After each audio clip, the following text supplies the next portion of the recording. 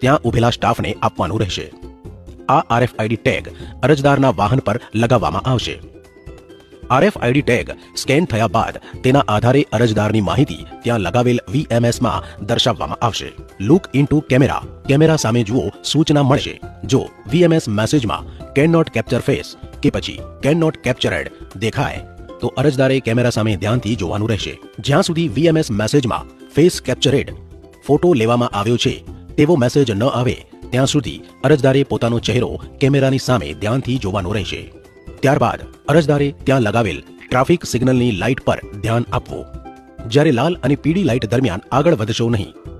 લાલ કે પીળી લાઇટ દરમિયાન આગળ વધશો તો નાપાસ ગણાશે। લીલી લાઇટ થાય ત્યારે જ આગળ વધવું। હવે આપણે આગળ વધીએ છીએ। અરજદારે પેરેલલ પાર્કિંગ ટેસ્ટ 130 સેકન્ડની અંદર પૂર્ણ કરવો જરૂરી છે। મર્યાદિત સમય કરતાં વધુ સમય લાગશે તો અરજદારને નાપાસ ગણવામાં આવશે। પેરેલલ પાર્કિંગ ટેસ્ટમાં સીધા પાર્કિંગ બોક્સમાં પ્રવેશ ન કરવો। જો અરજદાર આવું કરશે તો નાપાસ ગણવામાં આવશે।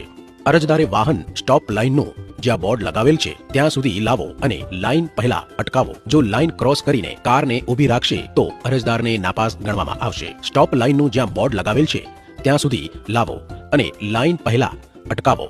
ત્યારબાદ રિવર્સમાં લઈ જઈને વાહન પાર્ક કરો। પાછળની પીળી લાઇન ઉપર વાહન જશે અથવા આગળની પીળી લાઇન ક્રોસ થાય તો બંને સ્થિતિમાં અરજદાર નાપાસ ગણાશે। પાર્કિંગ સફળતાપૂર્વક થયા બાદ સામેની ડિસ્પ્લે પર પાર્કેડ મૂવ અહેડ વાહન પાર્ક થઈ ગયું છે હવે આગળ વધો લખેલું જોવા મળશે। ત્યારે તમારે પાર્કિંગ બોક્સ એટલે કે ચોરસની આગળની પીળી લાઇન ક્રોસ કર્યા વગર આગળ વધવાનું રહેશે। પાર્કિંગ સફળતાપૂર્વક થયા બાદ પણ તમે આગળની લાઇન ક્રોસ કરીને આગળ વધશો તો પણ અરજદારને નાપાસ ગણવામાં આવશે।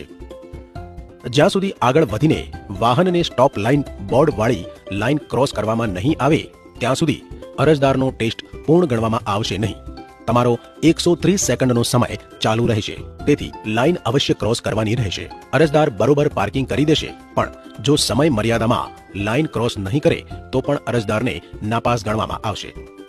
ગ્રેડિયન્ટ ટ્રેક ટેસ્ટ એટલે કે ચડતો ઢાળ 120 સેકન્ડની અંદર પૂર્ણ કરવો ફરજિયાત છે।